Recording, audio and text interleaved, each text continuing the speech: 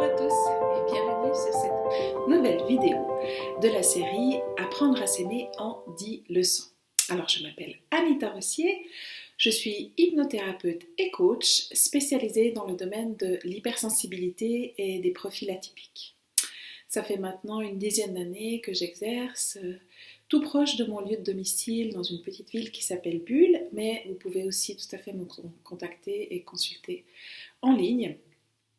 Et voilà, ça fait aussi depuis un certain temps maintenant que je produis des vidéos sur le sujet de l'hypersensibilité qui me touche particulièrement parce que j'ai été moi-même concernée. Mais en réalité, c'est vrai qu'apprendre à s'aimer, c'est pour tout le monde a priori. On sait quand même que c'est souvent quelque chose qui va un peu être compliqué pour les personnes hypersensibles, qui, avec aussi cette capacité qu'elles ont de beaucoup se remettre en question, de se poser souvent des questions existentielles. C'est plus difficile pour elles de trouver un équilibre en général dans la vie, et puis ça leur prend plus de temps, et puis c'est aussi des personnes quand même qui ont cette aspiration de comprendre profondément les choses. Alors, par contre, l'hypersensibilité n'est pas du tout gage de malheur, au contraire, la recherche démontre que ça dépend beaucoup justement de l'environnement dans lequel la personne évolue. Et c'est d'ailleurs pour ça que pour imager les hypersensibles, les chercheurs ont utilisé la métaphore de l'orchidée. L'orchidée, c'est une plante magnifique, mais qui a besoin d'un environnement favorable pour vraiment s'épanouir. Et c'est pourquoi les hypersensibles ont vraiment besoin pour pouvoir, j'ai envie de dire, être en paix, être en harmonie, pour pouvoir aussi réaliser ce qui est important pour elles dans la vie, trouver une vie qui est pleine de sens. Elles ont besoin de faire particulièrement attention à leur environnement. Alors quand je dis ça, on a l'impression que c'est surtout du monde extérieur qu'on parle, peut-être même des relations, et c'est vrai, c'est extrêmement important d'avoir un environnement qui corresponde, notamment en termes de stimulation. On sait que aussi un des traits particuliers de la personne hypersensible, c'est d'être facilement surstimulée.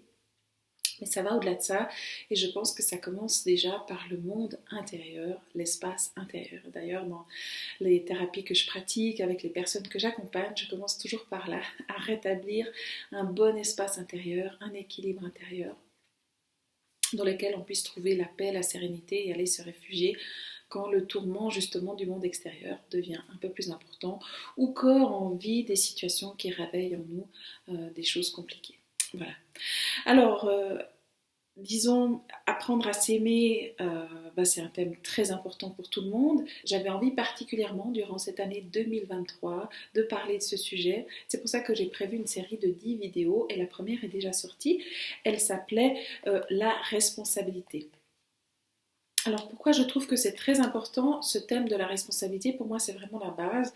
Ça m'a mis aussi du temps à vraiment comprendre de quoi il s'agissait, et j'imagine que je suis encore en chemin évidemment, et c'est grâce notamment à la communication bienveillante ou communication non violente de Marshall Rosenberg que je dirais j'ai fait un pas de géant dans la compréhension vraiment de cet aspect de la responsabilité. Prendre la responsabilité de ce qu'on ressent. Voilà, même si c'est une autre personne ou même si c'est la vie qui nous met face à des obstacles, face à des choses qui nous bouleversent, et on sait que les hypersensibles sont facilement bouleversés, voilà, chez nous c'est un peu on-off, il n'y a pas de milieu, de vraiment prendre cette responsabilité-là, de nous soigner et puis surtout d'accueillir nos émotions. Et ça c'est vraiment une clé ultra importante aussi pour la paix de l'esprit. C'est-à-dire que toutes les émotions qu'on n'a pas accueillies, elles se stockent quelque part dans la psyché et même dans le corps, et ça va à un moment donné créer des pensées limitantes, ça peut ressurgir, on peut même finalement entrer dans des dynamiques automatiques où on va recréer les conditions finalement de nos blessures. C'est un peu comme si on portait des lunettes, si vous voulez, et c'est très facile ensuite d'entrer dans des relations comme ça, de type toxique, dans le triangle de Karpman, ça j'en ai aussi déjà parlé, où finalement chacun met sur l'autre la responsabilité. Alors soit je veux sauver l'autre mais je m'oublie moi, soit je suis en permanence une victime et le monde extérieur est tout le monde est méchant, tout le monde est hostile, et puis c'est pas de ma faute, c'est eux qui savent pas, et si, c'est ça. Et donc ça, c'est une position. Alors attention, ça veut pas dire qu'on doit jamais se reconnaître en tant que victime, c'est pas ça que je veux dire, mais il y a des personnes qui vraiment s'approprient cette posture, et puis le problème avec ça, c'est qu'elles se privent de leur pouvoir personnel. Au contraire, il y a des personnes par protection qui vont entrer dans un rôle comme ça, qu'on appelle, ça dépend, persécuteur ou bourreau, et puis qui vont être beaucoup dans la dureté, un peu tyrannique, aussi souvent avec eux-mêmes d'ailleurs. Et puis, aucune de ces trois postures, j'ai envie de dire, conduit à l'épanouissement. J'avais fait d'ailleurs une vidéo entière là-dessus, sur la manipulation, avec tous les mécanismes en lien et des clés pour en sortir. Donc voilà, si jamais ce sujet en particulier de la manipulation vous intéresse, je vous propose d'aller voir cette vidéo. Je ne vais pas revenir aujourd'hui sur tous ces aspects de la manipulation, mais ce que j'avais envie d'évoquer vraiment, c'est le fait, comme dans la première vidéo, de prendre sa responsabilité et uniquement sa responsabilité. On se rend bien compte tout de même que c'est pas si simple de prendre sa responsabilité, aussi parce qu'il y a différentes parts de nous et différentes valeurs en fait à considérer, et notamment des valeurs de respect, de bienveillance, des valeurs de partage, et on peut se rendre compte que dans en tout cas les interactions avec les autres, mais aussi évidemment avec soi-même, tout à coup ces valeurs peuvent entrer en conflit, et donc je pense vraiment que c'est un art en fait finalement d'être parfaitement aligné. C'est un art, mais c'est extrêmement important, d'autant plus si je suis une personne hautement sensible, parce que le fait d'être alignée, c'est ça qui va déterminer ma santé énergétique. Qu'est-ce que j'entends par là? C'est la santé au niveau global. C'est la santé du corps, et c'est très important de prendre soin de son corps. On dit que c'est le temple de l'esprit, et que si on veut en fait pouvoir vraiment vivre sa vie pleinement, avoir de l'énergie et pouvoir mettre en place des actions, mais évidemment le corps doit être en bonne santé. Mais ensuite il y a l'esprit qui a une part très importante aussi, et la clarté de l'esprit, la clarté de vos pensées, et j'ai envie de dire la couleur aussi de vos pensées va être le résultat de cet alignement au niveau global. Moi, je trouve que de nos jours, on véhicule beaucoup l'idée que finalement, on doit contrôler ses pensées, qu'il y aura un moyen de s'obliger à penser positif tout le temps. Et ça, moi, j'y crois pas du tout. Je crois plutôt qu'on peut, en revanche, observer ses pensées pour avoir des informations sur la santé globale de mon alignement. Et quand les pensées commencent à être perturbées, commencent à être sombres, quand je commence à avoir des pensées obsessionnelles, focalisées sur un aspect, c'est qu'il y a une de mes valeurs qui n'est pas nourrie, autrement dit aussi un de mes besoins qui n'est pas nourri. Et d'apprendre à se connaître à ce niveau-là, c'est extrêmement important, en particulier si je veux gagner, j'ai envie de dire, en énergie, en vibration, et pouvoir vraiment faire accomplir par exemple ma mission de vie pour pas me sentir coincée ou piégée, que ce soit dans une relation, dans un travail ou dans ma relation à moi-même. Alors, s'aimer, bon, c'est un peu comme ça, bateau comme terme, ça veut dire quoi? Au fond, c'est pas si simple d'apprendre à s'aimer, de prendre soin de soi, mais en tous les cas, si on le fait pas, c'est évident, on va pas se sentir bien. Et puis, je pense que c'est ça le premier indicateur. C'est, voilà, comment est-ce que je me lève le matin, dans quelle énergie je suis, et puis quel est mon niveau de ressources en fait.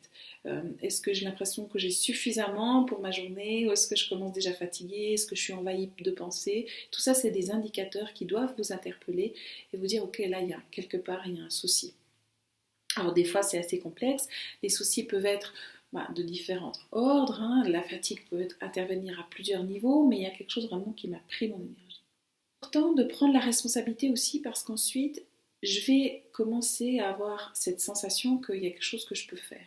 Mais c'est pas dans le contrôle, c'est vraiment, ok, c'est pas une fatalité. Il y a vraiment quelque chose en mon pouvoir pour améliorer ça, et je vais en prendre la responsabilité jusqu'à ce que je trouve. Et Jésus disait qu'il cherche, trouve, et on finit toujours par trouver, même si ça peut prendre un peu de temps. Et j'espère que ce type-là de vidéo peut vous aiguiller un peu sur la voie. S'approprier son ressenti, je pense que c'est extrêmement important pour les hypersensibles, pour pouvoir vraiment se reconnecter à ce ressenti-là, parce que c'est leur meilleur guide.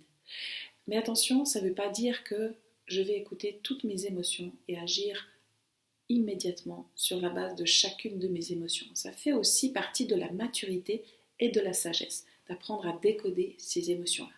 Et justement aujourd'hui, j'ai envie de parler en particulier de l'émotion de la culpabilité. Alors certains diront que c'est pas une émotion, voilà, bon bref, je peux rentrer là dans des débats. C'est vrai que c'est une émotion complexe qui contient de la colère, de la tristesse. Et en tous les cas, qui est aussi une émotion tout à fait normale, archaïque d'ailleurs, que chacun ressent de façon naturelle et qui est en réalité un guide qui permet d'améliorer l'empathie et puis qui permet d'améliorer les relations sociales. C'est pour ça qu'elle a toujours été là, qu'elle sera vraiment probablement toujours là. Maintenant, elle a un rôle, cette émotion. Elle n'est pas vouée à perdurer. Et puis, comme chaque émotion, si je la ressens tout le temps, c'est que quelque part, il y a un bug, j'ai envie de dire, dans mon programme interne. Et ce bug, c'est souvent que, eh bien, malheureusement pour moi, je me suis laissée prendre dans des mensonges et dans des relations toxiques qui, finalement, à un moment donné, j'ai accepté cette idée que c'était tout le temps de ma faute et que c'était à moi de résoudre tout. Et c'est là que commence le cercle vicieux de la surresponsabilité. C'est pour ça que dans cette première vidéo, j'ai parlé de la responsabilité, puis qu'il m'a paru très naturel maintenant d'aborder le sujet de la culpabilité parce qu'on a très vite glissé justement dans cette culpabilité. Si je me sens coupable, eh bien, bon, il y a peut-être une raison tout à fait légitime à ça. Ça veut dire qu'il y a quelque chose qu'il faut que je fasse pour réparer, en fait. Une fois que j'ai réparé, que j'ai fait ce que je pouvais pour réparer, eh bien, je dois pouvoir laisser aller cette culpabilité, sinon elle devient toxique. Et vous me direz, oui, mais des fois, il y a des erreurs qu'on fait qui sont tellement énormes, c'est impossible de réparer, donc on s'inflige jusqu'à la fin de nos jours cette culpabilité, histoire de payer un peu comme ça le fardeau de nos péchés. C'est très judéo-chrétien, sauf que moi, j'y crois pas du tout. Pourquoi ? Parce que si on continue de se sentir coupable, c'est bien souvent aussi qu'on prend une responsabilité qui n'est pas à nous. C'est-à-dire que, voilà, on fait tous des erreurs, et puis finalement, si Dieu est miséricorde, alors pourquoi est-ce que moi, j'estimerais que j'ai pas le droit de me pardonner moi-même, alors que, en fait, finalement, l'idée du pardon et la valeur du pardon, c'est aussi ça qui a permis finalement à notre société d'évoluer et d'aller vers plus de bienveillance, et puis plus d'équité, j'ai envie de dire. Donc si je suis ok avec cette valeur du pardon, ça veut dire que je dois déjà commencer par moi-même. Et vous me direz, oui, il y a certaines fois des erreurs qui sont tellement grandes que je ne peux pas réparer. Et là, moi, je pense que effectivement, ça arrive, que certaines fois, on a fait des erreurs qu'on ne peut pas réparer. Et là, personnellement, je ne connais pas d'autre moyen que de s'en remettre au divin et puis de dire, ok, voilà, de demander peut-être même dans la prière, dans l'attention, peu importe quelles sont vos croyances, qu'est-ce qu'il y a que je peux faire, qu'est-ce qui m'appartient, et ensuite, eh bien, de faire ce qu'il y a à faire pour pouvoir se sentir soulagé de cette culpabilité, pour pouvoir, j'ai envie de dire, remettre les compteurs à zéro et pouvoir à nouveau être dans une énergie qui est positive. Parce que justement, si je me charge de ce fardeau de la culpabilité, en vérité, ça répare pas plus en fait. La personne que j'aurais éventuellement lésée, à savoir encore si on n'est pas là pris dans une manipulation, donc si la culpabilité est réelle, est légitime, si la personne est lésée, c'est pas parce que je continue de me sentir coupable jusqu'à la fin de mes jours que ça va l'aider elle. À moins que je ne puisse utiliser cette culpabilité à bon escient, l'accueillir pour trouver vraiment la chose qui peut peut-être l'aider ou réparer, et ensuite de remettre le reste au divin qui est certainement tout à fait en mesure de faire du pire le meilleur. Donc ça, c'est vraiment un concept très important, et c'est vrai que ça requiert de l'entraînement, de travailler sur sa foi, sur sa vision du monde et sur ses valeurs. Mais moi, vraiment, j'en suis intimement convaincue. Si je veux croire en la valeur du pardon et de l'amour universel, je ne peux pas accepter de me sentir coupable au-delà de ce qui est sain, j'ai envie de dire. Et c'est à moi, et encore une fois, c'est ma responsabilité de faire le travail qui est nécessaire en moi pour pouvoir me libérer de ce fardeau et pour éviter que ça rejaillisse. Parce qu'en fait, quelqu'un qui se sent coupable, ensuite, c'est quelqu'un qui va justement devoir utiliser tout un tas de stratagèmes pour pouvoir rester en vie, pour pouvoir survivre. Et puis, c'est quelqu'un aussi qui va très facilement ensuite entrer dans des jeux inconscient pour réparer sa propre culpabilité, il va devoir commencer à sauver, etc. Puis ça va engendrer de nouveau plus de complexité. Vraiment, et si vous allez au bout de ce raisonnement, encore une fois, vous allez commencer à comprendre que c'est aussi le terreau de la violence, en fait. Parce que si moi je me sens coupable, ça veut dire que justement je vais résonner, vibrer avec cette énergie, que autour de moi, en fait, je vais quelque part cautionner. Et puis si j'ai des enfants, je leur transmets ça, que voilà, qu'il faut se sentir coupable. Et puis voilà, ça engendre de plus en plus de problèmes, de plus en plus de négativité, et ça a des répercussions j'ai envie de dire, sur mon entourage qui, in fine, ne sont pas positives. Donc pour résumer, au départ, c'est une émotion qui est nécessaire pour maintenir l'empathie, pour maintenir les liens sociaux, mais de nouveau, à l'excès, comme n'importe quelle émotion, en fait, elle devient toxique. Et puis, l'idée, justement, c'est de faire ce chemin en soi pour pouvoir accueillir cette culpabilité. Et ça permet, et c'est une clé ultra importante pour sortir des jeux de pouvoir, parce qu'il faut savoir que la culpabilité est souvent utilisée contre nous pour nous pousser à faire des choses qu'on n'aurait jamais fait sinon. Et bon, c'est le cas en fait un peu pour toutes les émotions, c'est-à-dire que si je suis trop en colère et que je commence à agir sur la base de cette colère sans avoir pris le temps d'accueillir, de comprendre ce qui se passait en moi et quelles étaient les valeurs qui ont été bafouées, qui ont fait que je suis en colère, je vais commencer à finalement perpétuer ce cycle de la violence. Pareil pour toutes les émotions en fait. La peur est aussi un excellent exemple parce que pour manipuler quelqu'un, on peut utiliser autant la colère. Donc on peut la faire sortir de ses gonds, on appelle ça. Elle va commencer à agir de façon inconsidérée, impulsive, et puis souvent ça l'amène vers encore plus de complications. On peut utiliser la peur. Voilà. Quand on fait peur à quelqu'un, on l'intimide et on le pousse à faire des choses qu'il n'aura pas fait sinon. Et on peut aussi le pousser à ne pas faire des choses qui seraient nécessaires pour lui ou pour elle, pour s'accomplir en fait, pour se mettre en sécurité ou pour simplement se sentir vivant. Et un des moyens aussi très très utile si je veux manipuler quelqu'un, c'est de le culpabiliser. Le culpabiliser en disant voilà, si tu fais pas ça, t'es une mauvaise personne, et puis voilà, ce que tu m'as fait, c'est à cause de toi, et du coup voilà, c'est toi qui dois... et en fait, vous voyez ce que je veux dire, ça met quelque part, on sent tout de suite déjà là dans l'énergie quelque chose de sombre qui s'installe, il y a une forme de perversion. Donc, l'idée, c'est quoi? C'est, ok, la culpabilité, c'est une émotion que je ressens et je vais prendre le temps et je vais en prendre la responsabilité pour décoder ce qui est en train de se passer.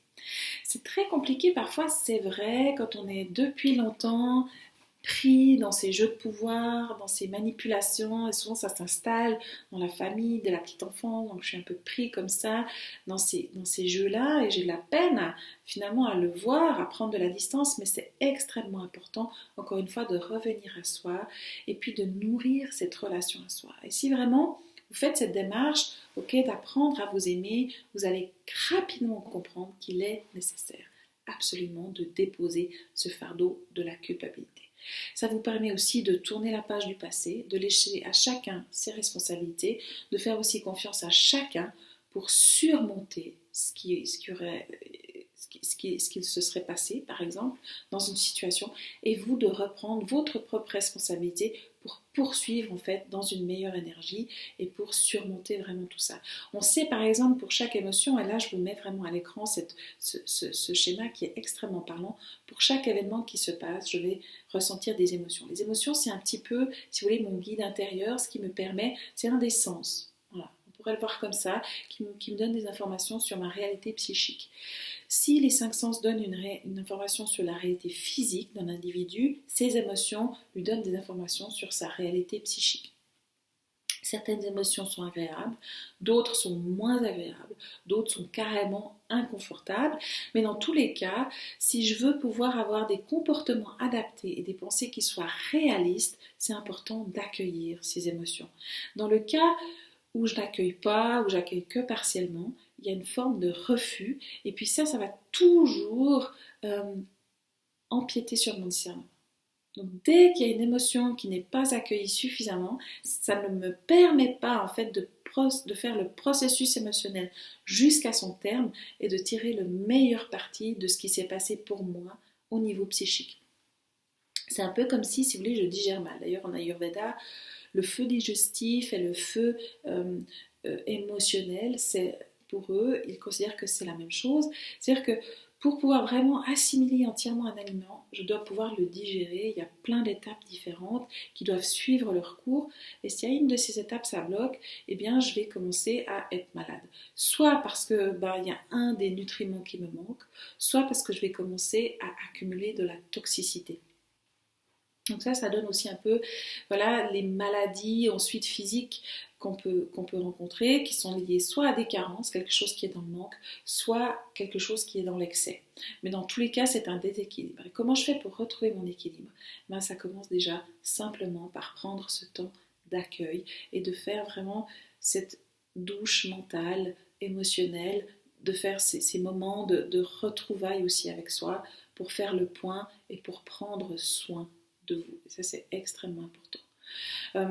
L'idée ensuite, c'est qu'une fois que j'ai pu accueillir cette culpabilité, je peux aussi décider ou pas d'agir depuis cette culpabilité. Qu'est-ce qui est vraiment juste pour moi? Qu'est-ce qui est aussi dans ma mesure en fait? Est-ce que si je commence à agir parce que j'ai peur d'être rejetée ou parce que j'ai peur de me sentir coupable ou d'être culpabilisée, quelles vont être les conséquences à long terme? Parce qu'il faut savoir que quand je suis dans ce schéma-là, d'agir depuis la culpabilité ou pour essayer de réparer, je ne sais pas quelle immense faute j'aurais faite dans une vie antérieure, parce que des fois, voilà, on a cette sensation qu'on n'est pas suffisamment bien, qu'on n'a pas suffisamment de valeur, et puis du coup, on entre avec ça, justement, avec ce désamour de soi, on entre en relation, et puis on se laisse prendre dans des jeux, et on va commencer à agir avec cette idée, voilà, qu'il faudrait réparer, une forme de culpabilité, on ne sait pas vraiment d'où elle vient, elle est diffuse, et là, je vais commencer à m'épuiser. Pourquoi? Je ne suis pas à l'écoute de moi, de mes besoins, je ne m'aime pas suffisamment et ça va commencer à prendre mon énergie. Quand mon énergie descend, qu'est-ce qui va se passer? Il peut y avoir divers symptômes, là ça dépend un peu du métabolisme de la personne, ça peut être de la fatigue chronique, ça peut être des douleurs, ça peut être de l'anxiété, des angoisses, ça peut très bien être des ruminations, quand je commence à avoir des pensées obsessionnelles, etc., etc. Ça peut donner lieu à des addictions. Travailler trop, faire trop de sport, avoir trop de contrôle sur son physique ou pas assez. Enfin voilà, tout ça, ce sont des déséquilibres qui m'informent en fait sur le fait que j'ai agi basé sur en fait des émotions qui n'ont pas été accueillies.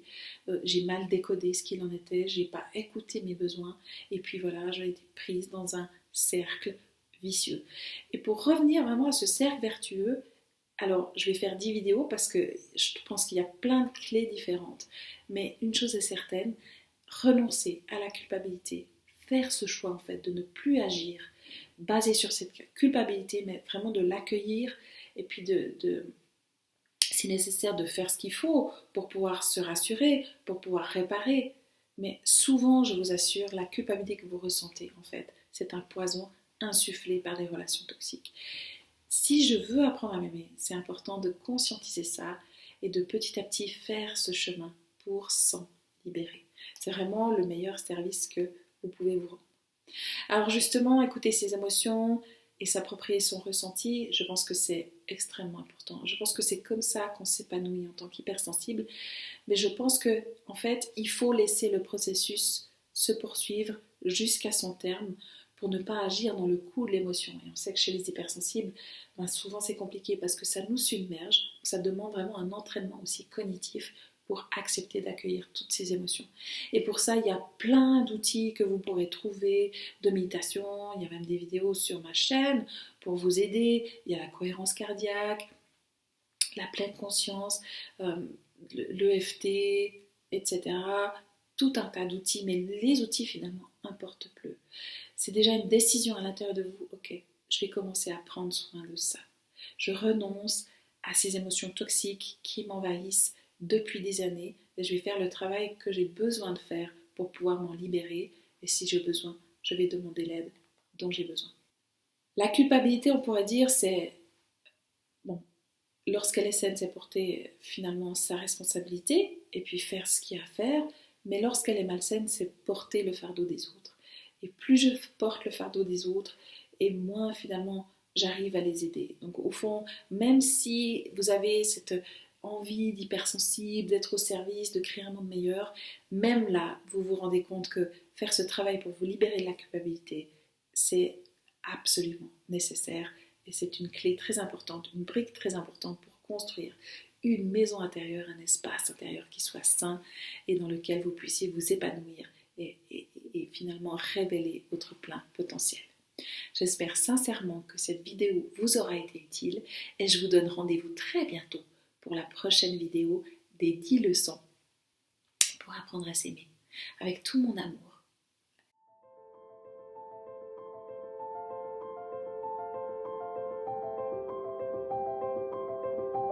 n'oubliez pas de vous abonner à ma chaîne, de mettre un commentaire, etc. pour que voilà, cette vidéo soit visible. Si jamais elle vous a été utile, n'hésitez pas à me poser des questions